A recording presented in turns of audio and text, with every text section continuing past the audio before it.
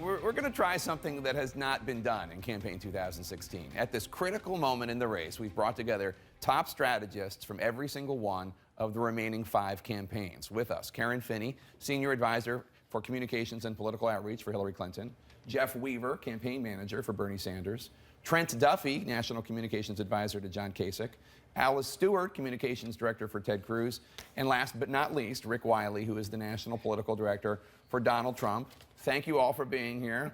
Great. Crossing my fingers. Let's see how it goes. Let me just start with you, Jeff, because you heard Hillary Clinton's reaction when I said, well, what do you think about these 5, 6 things that Bernie Sanders definitely wants in the platform? And you heard her remarks and her tone about Bernie Sanders. What did you think? Well, look, this race is not over by any stretch of the imagination. We're going all the way to the end. The senator has said that repeatedly. Obviously, the platform is of a concern whether he wins or loses, as is the whole process by which we elect a Democratic nominee. So this campaign is going on. We got Indiana coming up on Tuesday, and he's going all the way to the end. Karen? You know, as you heard Hillary say to you, she absolutely thinks that the senator should go, as long as he wants to. But I think the truth is the math is just not there. 260 more pledged delegates, 3 million more actual votes. The senator would need to win 28% of everything that's left, and the only place we've seen him do that is his home state of Vermont. So she would win. She would need around 20%. Right, so she would need around 20%. He would need about 90%. You're right. Sorry. Right. But what I would say is, look, I think at some point, the point that she was making, Senator Sanders and his supporters, they have worked very hard, and obviously we have a great deal of respect for that. But at some point, you've got the Democrats on this side and the Republicans on that side. At some point, if we want to make sure that a Republican does not win the White House, we are going to have to come together. And I'm sure there will be conversations about the things that Senator Sanders thinks that are important in the platform. Secretary Clinton tends to agree on these issues. They may disagree on how we get there. So I think there's a lot of agreement. But one point that I think is really important that I haven't heard Senator Sanders yet really acknowledge. His role in this will be critical. Yeah, he's going to have to play a very strong role in saying to the people who support him and who have worked their heart out for him, just as with my colleagues here, when they try to unify on the Republican side, the candidate themselves have to be part of that process. Hillary Clinton was no holds barred behind then Senator Obama, and that's part of why it worked. Jeff? Yeah, look, Bernie Sanders has said he will endorse clearly the nominee of the Democratic Party. There's no ifs, ands, or buts about that. But let's be clear. But beyond an endorsement, will he be an enthusiastic, assuming he does not get the nomination, and I understand you're not ready to say that, but assuming he doesn't, will he be enthusiastically on the campaign trail for her? Yes. There's nothing we want less than having a Republican in the White House. But let me be clear. The onus is really on Secretary Clinton to bring the Bernie people to her. If she's the nominee, there's been a lot of, acrimony. And that's the sleight of hand we keep hearing. That's been a lot of acrimony in this campaign. There was a lot of denigrating of young people who support Senator Sanders during this campaign.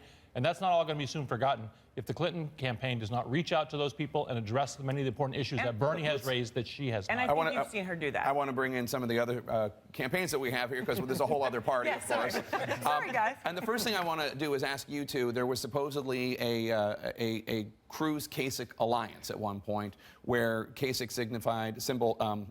he suggested that he was going to focus on Oregon and New Mexico, and Cruz suggested he was going to focus on Indiana, but then that seemed to go a little bit off the rails. I want to get your perspective on what happened. Well, nothing happened. I mean, Kasich canceled his campaign appearances in Indiana, and he went straight to Oregon. He's been in Oregon. We're on the air there. We have ads there, so that is the focus, and that's the agreement that was reached. It's all about making sure that Hillary Clinton can't be elected president, and if Donald Trump is at the top of the ticket, it's doomsday for Republicans. So that's why the strategy was developed, and that's why it's at place. Do you agree? Certainly, and the point of this was to shift the resources to states and areas where they're best utilized. And this is a understandably an unconventional campaign, and a lot of folks thought this would be decided at this point, but we felt it was in our best interest to look at the states where we should most spend our resources and time, and we spent a lot of time in Indiana, and having the support of Governor Pence was great, and we'll be spending quite a bit of time there through Tuesday, and that was the point. I get it, but I also know, well, for instance, John Kasich said the following, and I think a lot of people in the Cruz camp were confused. If we could play that clip.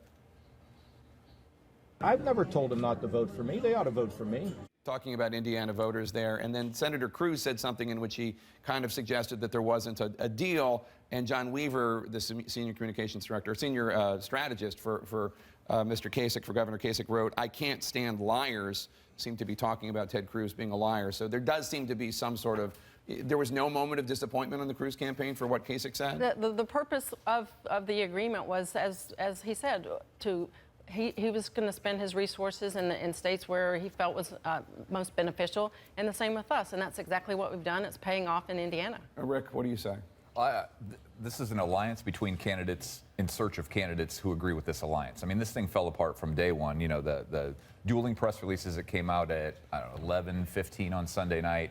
You know, the next day, Governor Kasich, it seems to me it was negotiated at the RNC meeting, but they kind of forgot to tell the governor about this. And then 3 days later, I believe Senator Cruz said there was no alliance. So this thing was doomed from the start because I don't think it was ever going to work. And you couple that with going to Oregon, where all vote by mail, and there's a pamphlet that goes out with the ballots. Governor Kasich didn't even make that pamphlet. So yeah, what happened with that? Again, I mean, He's on the it ballot. fell apart in the middle. He's on the ballot. He's on the ballot. We're up in ads, and we're going to do well in Oregon because the mail-in ballots is the way it works. He was out there for 2 meetings, 2 town halls. They went very well. But what happened with the thing with they didn't get the information in on time? He is on the ballot, and he's going to get votes there. All right. Look, I mean, at the end of the day, we're going to campaign in these remaining upcoming contests, and we're going to be successful because Donald Trump has tapped into this vein in this country that they are frustrated, and he's been able to connect with them, and that's what you're seeing across the world.